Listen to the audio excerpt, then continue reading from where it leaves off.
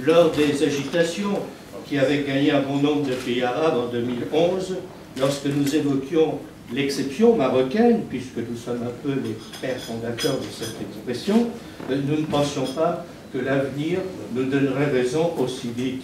Et aujourd'hui, nous voyons bien combien ces agitations ont eu des conséquences néfastes sur le développement économique, notamment en Tunisie ou en Égypte. Et d'autres pays arabes stagnent dans un inquiétant immobilisme, ils sont figés dans le carcan de systèmes opaques, clientélistes, usés, menacés à tout moment de s'écrouler dans la violence. A contrario, le royaume du Maroc fait partie du petit nombre de ceux qui progressent sous l'impulsion volontariste du roi Mohamed VI face aux durs défis du monde moderne. Dans le contexte des crises régionales que l'on connaît, le Maroc tient le cap d'un projet global ayant pour objectif un plus grand développement politique, social, économique et une modernisation profonde. Cette modernisation touche toutes les structures profondes du pays dans le respect des traditions et de l'identité nationale. Et bien sûr, comme le rappelait le roi Mohamed VI dans le discours du 6 novembre dernier prononcé à l'occasion de la marche verte qui a permis la récupération des provinces du sud marocain, les provinces sahariennes, et bien dans le respect de la souveraineté inaliénable sur l'ensemble du territoire national de Tanger à la frontière mauritanienne. Certes, il y a beaucoup à faire, parce que la vie d'une nation, comme le disait le général de Gaulle, c'est un combat, et un combat toujours à recommencer. Il reste à faire, mais il y a plus de chances de remporter des victoires et d'être au rendez-vous de l'histoire lorsqu'il y a une volonté précise et un projet clair partagé par toutes les forces vives de la nation. Il est indéniable que le Maroc a un cap, il sait où il va, parce qu'il y a un pilote déterminé au sud de la Méditerranée et même dans l'ensemble du monde actuel. Cela est suffisamment rare pour mériter d'être souligné. Dans ces conditions, il est possible, et je pense qu'on le dira tout à l'heure, d'affirmer que le Maroc va devenir un pays émergent.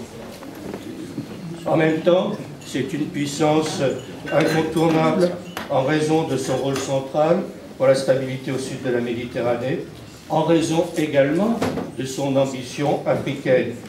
C'est dire combien le Maroc est un partenaire indispensable pour la France, parce que l'avenir de la France est au sud de la Méditerranée, dans le monde arabe et en Afrique. Nous ne devons jamais oublier que l'amitié franco-marocaine est l'un des piliers fondamentaux de la diplomatie française. Il s'agit donc de poursuivre une coopération exemplaire fondée sur une amitié historique, une vision commune et des complémentarités prometteuses. Plus que jamais, la France a besoin d'une relation forte et confiante avec le Maroc. Il faut le dire ici, tout ce qui se porterait atteinte à cette relation serait un mauvais coup porté à la France elle-même.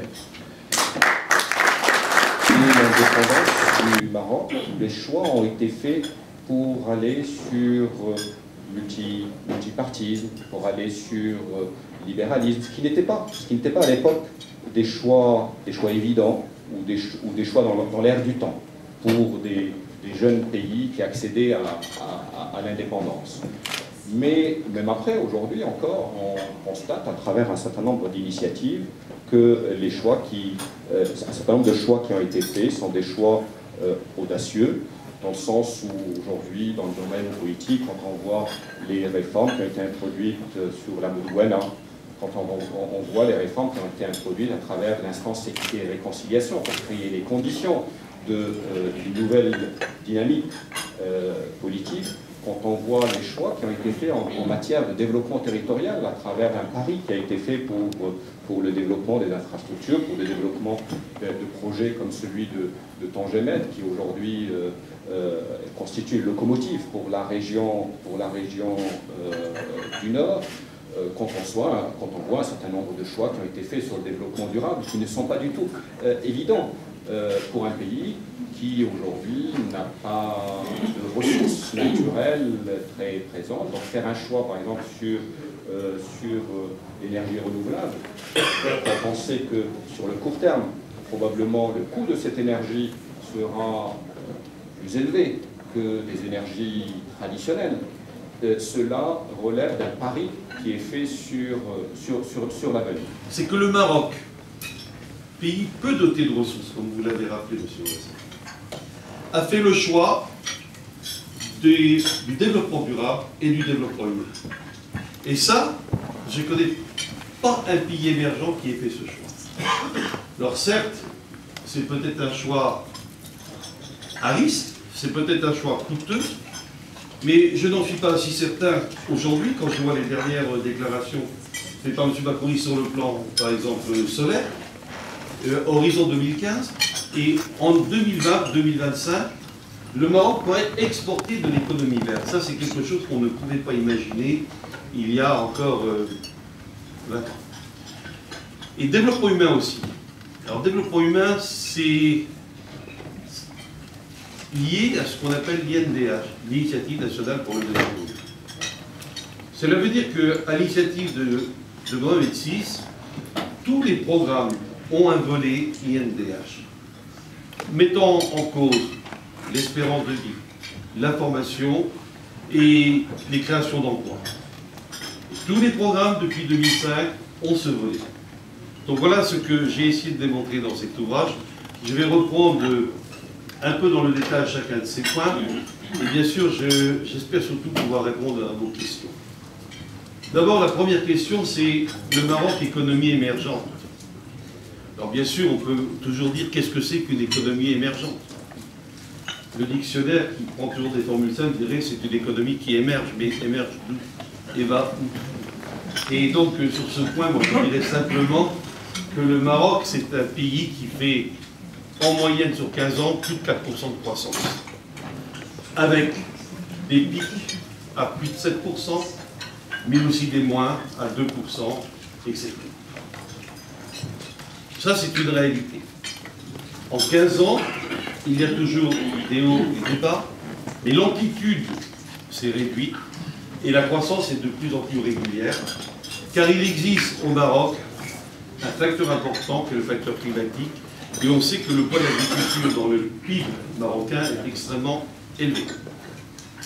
Donc, le Maroc a pris des mesures, non pas pour annuler les effets climatiques, mais pour en réduire les effets, mettant en place une politique hydraulique, mettant en place une politique, disons, de modification des céréales, permettant d'utiliser des céréales moins consommatrices d'eau, moins sensibles aux aléas climatiques, etc. Donc le Maroc est devenu une puissance qui a plus de 4% de moyenne sur les 15 dernières années, qui a vu son PIB multiplié par 2,2, qui a un taux d'inflation faible, très faible, qui a... Alors, le maillon faible pour moi, c'est le commerce extérieur. Le Maroc, bien sûr, dépend totalement pour son développement des importations de charbon. Et c'est parce que c'est le maillon faible que le Maroc va s'engager sans doute dans la voie des énergies renouvelables. Ce n'est pas la seule raison, mais c'est une des raisons. Et il reste bien sûr le déficit budgétaire. Alors jusqu'en 2012, il était tout à fait satisfaisant. Il a dérapé en 2013. Mais de nouveau, il a diminué ce point, c'est l'année passée. Et ce résultat a été salué par les agences de notation. Donc ce sont des organismes indépendants qui disent oui, le Maroc a traversé la crise dans des conditions correctes et a réussi à, malgré peu de ressources, à faire ce que d'autres n'ont pas fait en matière économique. Cette résilience, qui est le fait nouveau, c'est-à-dire qu'il n'y a pas 2 années de suite où il y a une récession. Il y a une capacité à rebondir. Cette capacité à rebondir au Maroc, ce n'est pas un don du ciel. C'est la conséquence de la volonté politique du souverain à l'initiative des grands projets et relayée bien sûr par le Parlement. Cette résilience, elle est organisée autour de quoi? Elle est organisée autour d'une politique de grands travaux. Une politique de grands travaux qui ne s'arrête pas selon la conjoncture. Et ça, c'est un élément très rare. Il pleut, on continue à investir. Il fait soleil, on continue à investir. Et ça, le Maroc s'est lancé dans une politique d'investissement extrêmement importante. Moi, je parle de keynésianisme à la marocaine, Et je crois que ceci aussi doit être souligné. C'est un des premiers éléments de la résilience. Le deuxième élément, c'est d'avoir un système monétaire qui l'a mis à l'abri de la crise financière. Et ce système monétaire, c'est un dirham administré, comme nous le savons, mais c'est un dirham stable. Et moi, je fais un parallèle avec la même situation que nous avons observée en Pologne, avec un zloty non convertible. Par force, eh bien, la Pologne a mieux résisté que les pays qui avaient une monnaie convertible. Et le Maroc tire avantage de la non-convertibilité de sa monnaie, parce que c'est la stabilité. La troisième raison, bien sûr, de cette résilience, c'est aussi tous les programmes qui vont être mis en place, qui vont relayer cette politique. Et ces programmes, c'est le plan Maroc vert, pour bien sûr l'agriculture, c'est le plan halieutique pour la pêche, donc deux plans majeurs pour un secteur primaire extrêmement important au Maroc, le plan émergence pour l'industrie, et la vision 2020 ou 2010 pour le tourisme. Jamais il n'y a de région orpheline dans la politique actuelle menée au Maroc. C'est une politique d'investissement, tous azimuts, qui vise effectivement à faire bénéficier l'ensemble des territoires de cette croissance. Et là, le relais, c'est effectivement les plans sectoriels. Et ces plans sectoriels se déclinent pour la pêche, eh bien, en privilégiant important une pêche industrielle, mais aussi une pêche artisanale dans la région du Sud. Pour l'agriculture, en mettant en place un plan Maroc vert tout à fait original, où on entend bien sûr développer l'agriculture sur la voie de la productivité avec l'intégrateur, mais aussi on entend préserver l'agriculture traditionnelle et défendre dans les régions les plus reculées du Maroc cette agriculture traditionnelle. Vision 2000, oui. Vision 2000, ça a été aussi critiqué. Et je crois que on veut trop avoir de résultats dans le court terme. Si un plan prend 2 ans de retard, qu'est-ce que c'est que le 2 ans à l'image d'un développement économique? Pour moi, l'important du développement économique, c'est de créer l'irréversibilité d'un phénomène.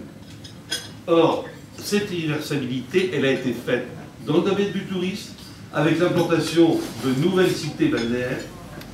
Elle est faite dans le domaine du tourisme aujourd'hui, en développant un tourisme autour de 6 pôles, multiculturels, sportifs, etc., historiques. Eh bien, tout ça permet, en fait, au Maroc, d'irriguer l'ensemble des territoires et d'obtenir des résultats dans toutes les régions du Maroc et dans toutes les provinces. Ça, c'était le deuxième point que je voulais souligner. Le troisième point, c'est ce qui me paraît aussi fondamental, monsieur l'ambassadeur, vous l'avez souligné également, c'est l'idée de développement global. Global, ça veut dire 2 choses. Mêler le durable à l'humain. Ne pas se contenter de statistiques économiques. J'ai un bon PIB, non. Au Maroc, on s'intéresse aussi à l'environnement. Peut-être ça surprendra, mais je pense qu'il y a une désinformation systématique sur certains phénomènes. Quand je dis par exemple qu'il faudrait interdire les golfs, donc on veut développer une politique culturelle dans des régions qui sont faites pour le golf, et qu'on me dit c'est de l'eau potable, non, c'est de l'eau de récupération. Moi j'ai été sur le terrain, c'est de l'eau de récupération. On n'écrit pas que c'est de l'eau potable, c'est de l'eau de récupération. Donc disons la vérité, et on s'en portera mieux. Et ça c'est un point. Donc développement durable, encore autre exemple, quand on fait le choix de l'agriculture artisanale sur les côtes de Dakhla ou de l'Ayoun, on ne fait pas le choix du productivisme, on fait le choix de protéger les ressources halieutiques. Car on sait très bien que la pêche à une barque, alors, avec 1 ou 2 pêcheurs, c'est quand même pas ça qui va piller les ressources halieutiques. Mais ça on ne le dit pas. On nous parle effectivement de ce qui reste un problème. La pêche à Casablanca, ça on le sait. Mais le programme halieutique essaie de résoudre ce problème. Donc développement durable, qui porte sur protéger la ressource naturelle, mais aussi, phénomène nouveau, se lancer sur les énergies renouvelables. Et là, le Maroc est, je crois, en territoire de conquête, car le Maroc a choisi les 4 options possibles du développement durable. Biomasse, hydroélectricité, éolien et solaire. Les 4 options ont été retenues. Et ces 4 options doivent permettre 2 choses. D'abord, de produire de l'énergie propre. Le Maroc s'engage, petit pays, peu de ressources, à ce que les États-Unis n'ont pas encore su faire. Nous protéger contre les coups d'aujourd'hui. Et sur ce domaine, le Maroc est exemplaire. Mais les Américains donnent des leçons, mais oublient de souligner l'effort qui est fait par les Marocains pour protéger l'environnement et protéger, bien sûr, la couche d'ozone. Ça, c'est un choix que personne ne peut contester, il suffit d'y aller. Le choix dans le domaine éolien. Alors on me dit, le Maroc pille les ressources. Ah oui, piller le vent, piller le soleil, je ne vois pas. À qui appartient le vent, à qui appartient le soleil?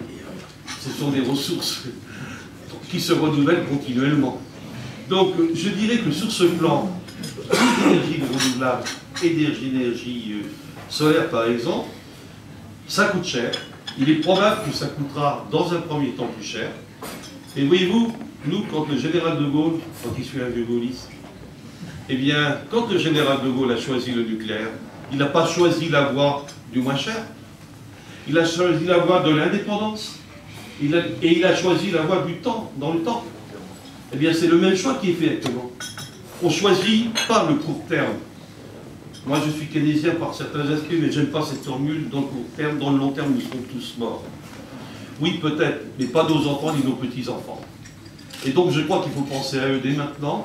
Et l'orientation qui est prise, eh bien, c'est une orientation qui doit nous permettre d'aller justement dans ce sens. Et puis, le dernier volet, qui me paraît aussi fondamental, c'est le développement humain. Alors, je ne vais pas faire un cours d'économie, mais certains économistes, dont un prix Nobel, Arthur Sen, a mis l'accent sur le problème posé par les limites d'un PIB mesuré simplement à travers des statistiques. Il en a sorti un indice de développement humain qui n'est pas l'initiative nationale de développement humain, il ne faut pas répondre, mais qui va dans le même sens. Je crois que l'initiative de développement humain remonte à 2004. Et que depuis, eh bien, on fait des rapports d'étape, 2010, 2007, 2000, demain 2020. L'initiative pour le développement humain, c'est dire qu'on va s'intéresser au sort des plus modestes.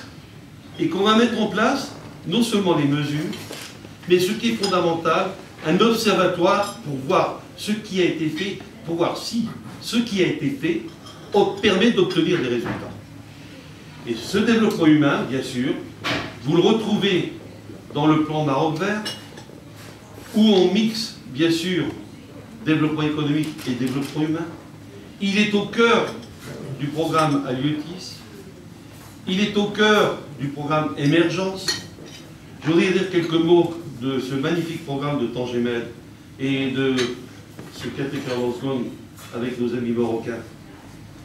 Moi, je trouve que j'ai vu beaucoup d'articles récemment à la télévision pour ce qu'on fait à Alger. Je rappelle qu'on fait 4 fois plus à Rabat depuis 10 ans. Mais je n'ai pas vu d'article dans la presse. Comme quoi, on ne traite pas de façon égale les pays. Et je crois qu'il faut rappeler quand même que Tangemed, Renoir Tangemed, c'est une usine de plein exercice qui va produire 400 000 unités par an. Le nouveau programme lancé il y a quelques jours à Alger, ça sera 75 000 unités. Donc, pour vous montrer l'ampleur, si on dit que c'est formidable à Alger, que dire alors quand on fait 4 fois plus à Tanger?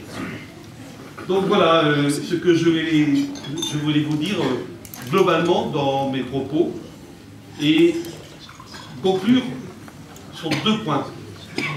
Je ne dis pas que tous les problèmes sont résolus. Je sais, les discours royaux le prouvent, que le roi est parfaitement au courant qu'il reste des problèmes majeurs à solutionner. Par exemple, le chômage des jeunes. Certes, mais on oublie que le Maroc est le pays qui connaît sa révolution démographique le plus tardivement. Cela veut dire que le Maroc connaît simplement un équilibre démographique depuis 2010. Les autres pays, la Tunisie, c'était bien avant. L'Algérie, 5 ans avant. Alors, on peut penser que les années futures, avec un taux de fécondité qui est l'ordre aujourd'hui de 2,1, 2,2, vont permettre au Maroc d'avoir une population jeune arriver, se lisser dans le temps, et donc trouver un équilibre, et que ce problème finira par trouver solution. Le deuxième élément que je voudrais dire aussi, c'est quels que soient les problèmes qui devront être résolus, ils ne peuvent être résolus que si des prérequis de développement ont été satisfaits. Ces prérequis, ils ont pour le nom la croissance. Et bien évidemment aujourd'hui, eh bien, je sais qu'il manque un point et demi de croissance. Ce point et demi, c'est celui dont tous les experts, marocains ou autres, le Maroc, ça serait formidable s'il y avait 6 points de croissance. Bien oui, il y aurait 6 points de croissance s'il y avait ouverture des frontières avec l'Algérie. Si on a accordé enfin au Maroc le statut qu'il attend sur les provinces du Sud, eh bien là, on aurait résolu d'un seul coup un problème politique, mais surtout un problème économique. Notre bassin de vie a toujours été le pourtour méditerranéen, et la Méditerranée a toujours été un trait d'union et jamais une ligne de démarcation. Et aujourd'hui, lorsque des discours islamophobes, ou par ailleurs l'actualité imposée par l'islamisme extrémiste, semble donner le ton, on a plutôt l'impression que notre société française, la société européenne et les sociétés du pourtour de la Méditerranée sont en régression. Bon. Et donc il faut rompre avec cette frilosité culturelle et rappeler aussi, même si ce n'est pas les discours ambiants, que nous avons tous évolué dans le même sens. Et comme si on prend sur la question religieuse, une question plus philosophique, c'est que la révélation du décalogue, tu ne tueras point, puis le message de l'évangile qui s'est répandu dans toute l'Europe, ou que ce soit le message du prophète Mohammed dans la péninsule arabique, sont tous dans le contexte de l'époque, à la fois progressiste, féministe et humaniste. Et donc si on donne le vrai sens au message, on le retrouve, mais ce n'est pas aujourd'hui les discours que l'on entend de part et d'autre de la Méditerranée, y compris chez nous. Bon, ça c'est le premier point, rompre avec cette frilosité culturelle. Rompre avec la frilosité économique. Vous avez évoqué la faible médiatisation de l'usine de Tanger. Je me souviens des scrupules qu'avait eu le président de la République soutenait de venir inaugurer avec Sa Majesté le roi Mohamed VI l'usine de Tanger, lorsque nous étions en plein débat sur la délocalisation de la production automobile française. Et pour moi qui suis élu d'une région de forte production automobile, je sais que la question est sensible. Et pourtant, on est bien là dans un partenariat gagnant-gagnant. Et c'est aujourd'hui Dacia qui a permis au groupe Renault de reprendre pied en Afrique, là où il avait été totalement évacué par les Coréens, les Japonais, les Chinois. Donc on voit bien que là, on est vraiment dans de l'échange gagnant-gagnant, et ça aussi, ça va un peu contre le discours ambiant. Et je crois que là aussi, il ne faut pas être frileux, il faut le répéter. Dernier point, insister là aussi, tant dans la classe médiatique que dans la classe politique, nous avons un grand service à rendre au Maroc, et par là même, à la fois à l'Europe, à l'Afrique et au Maghreb, sur la question du Sahara et de l'unité nationale. Si le colonisateur avait été le même de la frontière méditerranéenne, de la Méditerranée à la frontière mauritanienne, et s'il était parti en même temps, le problème ne se serait jamais posé, pas plus qu'il ne s'est posé, ou s'est un peu posé à la marge, on s'est posé la question de savoir si Alger avait bien une légitimité sur le Sahara algérien. Puis finalement, on s'est dit qu'on ne pouvait pas partir de l'un sans quitter l'autre, moyennant quelques accords, on est parti. Mais la légitimité historique du Maroc sur son Sahara est certainement bien davantage fondée que de l'autre côté de la frontière algérienne. Ça, c'est l'histoire. Bon, alors, il y a eu un jugement du tribunal de l'Aïe, par exemple, qui n'a pas dit la même chose, et tout ce contexte, mais aujourd'hui, on a une situation dans le Maghreb qui est empoisonnée. des points de croissance qui sont perdus entre les pays du Maghreb, mais avec des incidences aussi en Europe. On a ce pont qui est effectivement le Maroc vers l'Afrique subsaharienne, qui pourrait être encore beaucoup plus efficient et à plus fort débit si la question saharienne était réglée. Donc je crois effectivement que nous devrions être peut-être plus audacieux et plus offensifs. En tout cas là aussi, la classe politique et médiatique française pour aider le Maroc à régler ce problème. Il faudra peut-être un changement générationnel en Algérie pour y arriver, mais on va finir par y arriver. Mais en tout cas, c'est le meilleur service qu'on rend pas seulement au Maroc, mais à la fois au Maghreb et à l'Europe française. Donc voilà, les messages que je souhaitais vous adresser à cette... Ce qui m'intéresse, c'est de voir comment, à partir d'aujourd'hui, à partir de demain, le Maroc va se développer. Parce que le Maroc a des atouts. Et ces atouts, eh bien, il faut les faire savoir en France. C'est pour ça qu'une conférence comme celle qui a eu lieu au Sénat français ce matin est pour moi très important. Parce que c'est informer de l'avenir, de tous les développements. Et puis rappeler aussi tout ce qui se fait au Maroc. Parce qu'on a l'air de croire que le Maroc démarre. Le Maroc ne démarre pas du tout. Sur l'aéronautique, sur la formation des pilotes, sur les médecins, pour toute l'Afrique.